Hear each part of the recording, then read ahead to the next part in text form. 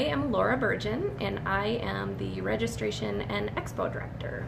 Okay, so it kind of speaks for himself. Everybody's kind of got these big titles, and it's like, okay, what does that mean? And my title is very clear. Mm-hmm. I oversee all of our registration procedures, from setting up the registration page, like actually going in and programming the different fields on our entry form, okay, to exporting data for our timers and our people who are printing the bib numbers, to just helping our racers to make sure that they have the right information on their entry form, and that they get the stuff that they need in order to have a successful race. What is the strangest problem you've ever had to deal with? Oh my goodness.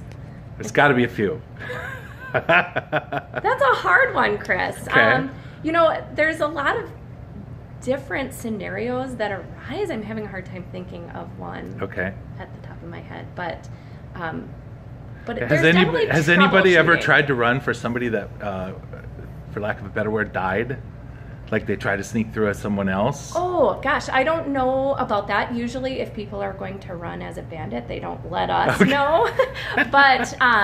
But nowadays we do allow people to transfer their bib numbers to other people. So in that circumstance, if somebody were to pass away, we of course are very accommodating and really try to work with people in those situations to make sure that they can honor their loved ones and have a good race too. So. This is, I don't know if this is part of your job, but I think you would know about this. Has anyone ever really tried to cheat and got caught?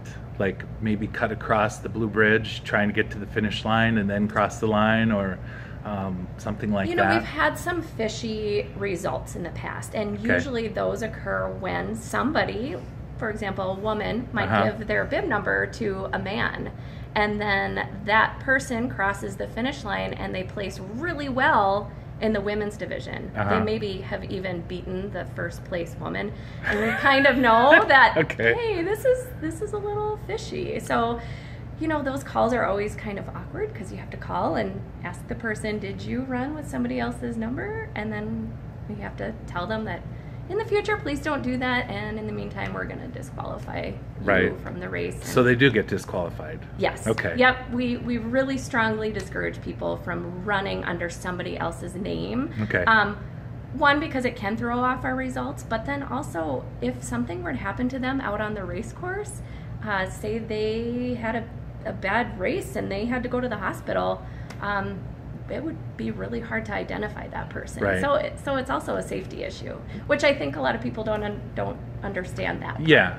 So I had heard by doing interviews with everybody else that, you know, we are worldwide, and so the volunteers sometimes have done this for 30, 40 years. Right. And you guys just, they know what they're doing. We trust them. We're going to let them do it because they come off good every year. If you think about it, we are so, Grandma's Marathon is so lucky to be held in Duluth, because our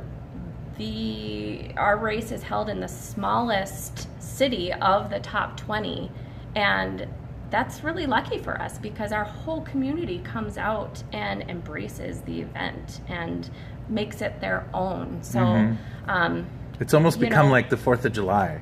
It has in Duluth. Sure, yeah, sure. It definitely kicks off the summer, and again, we're just so lucky to have the Duluth community, because really we are a staff of 8 to 12 people, depending on what time of year it is. Right. And I mean, it just wouldn't be possible to put on a race of this size without that support from our community. There we go. Laura, thank you so much for your time. All right. Thanks, Chris.